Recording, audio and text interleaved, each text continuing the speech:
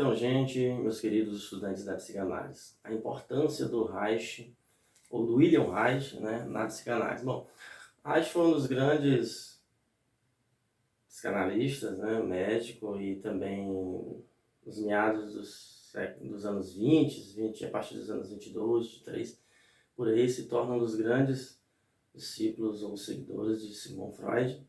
E Reich é importante porque ele é o primeiro psicanalista a abordar a questão do sexo, diretamente do sexo, na psicanálise, e a questão corporal.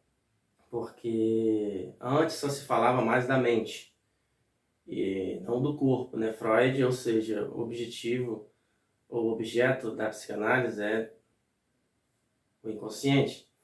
Mas Reich percebeu que era preciso trabalhar o corpo também. Reich se perguntava onde ficava o corpo na análise psicanalítica. Por quê? Porque na psicanálise clássica, onde se trabalhava a associação livre, ou livre associação, o paciente ficava deitado ali no divã, de costa para o analista, então, e começava a falar livremente. Mas o analista, por estar de costa para o paciente, e o paciente também de costa para ele, o analista não conseguia visualizar a expressão facial ou corpórea, os movimentos do analisando.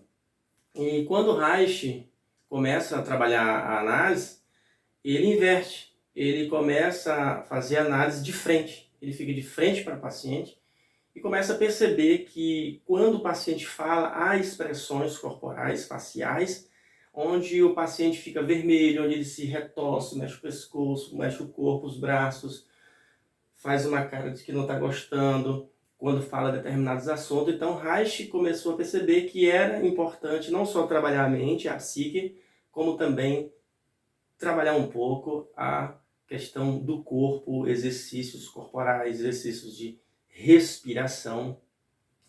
E a gente percebe que a terapia corporal é muito importante, mas a maioria das pessoas não tem consciência emocional.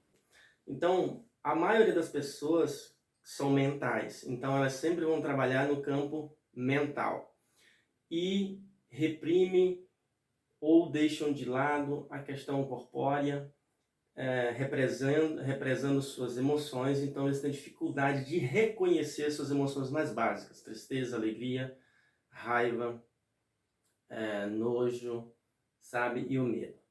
Então, por exemplo, quando você trabalha com uma pessoa que é muito mental e ela tem pouca consciência emocional e corporal, ela fica muito confusa, ela não sabe se direcionar direito. Por exemplo, esses dias eu estava fazendo um exercício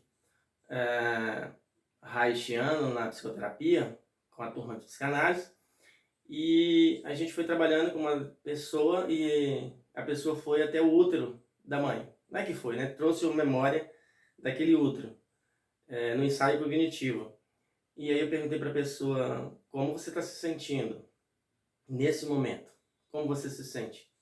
E aí a pessoa falou assim: olha, isso não é uma situação legal. Veja, eu não perguntei se a situação era legal ou era ruim. Eu perguntei como ela estava se sentindo. O fato da pessoa responder isso significa que ela não estava prestando atenção nas suas emoções. Eu perguntei como ela estava se sentindo, ou seja, se estava triste, alegre, com medo.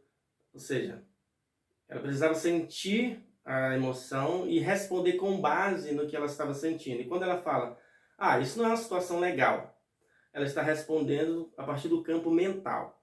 Então veja, você faz uma pergunta de cunho emocional ou corporal e a pessoa responde a nível mental.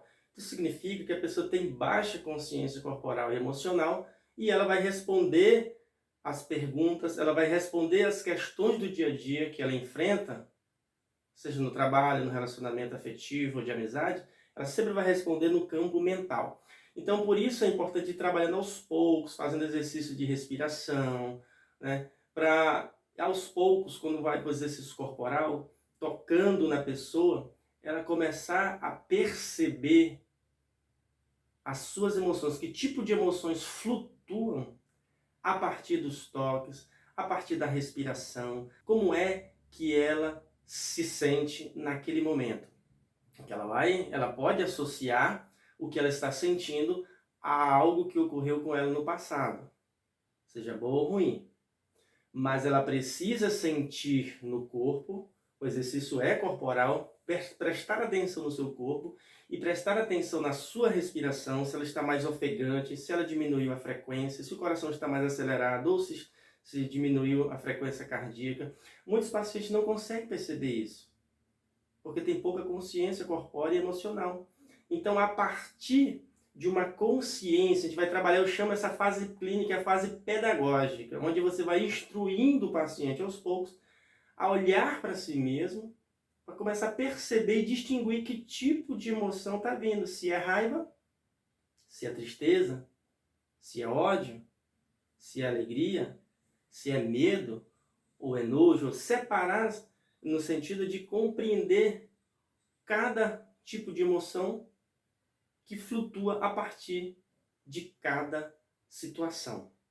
Então, desenvolver essa parte pedagógica nas primeiras entrevistas iniciais é importante, porque a fase pedagógica é uma fase preparatória para a fase clínica. E a partir daí, você vai trabalhando os exercícios reichianos, a partir do livro do Reich, Análise do Caráter também, que vai trabalhar os 5 aspectos da personalidade, e isso é desenvolvido com psicoterapias corporais.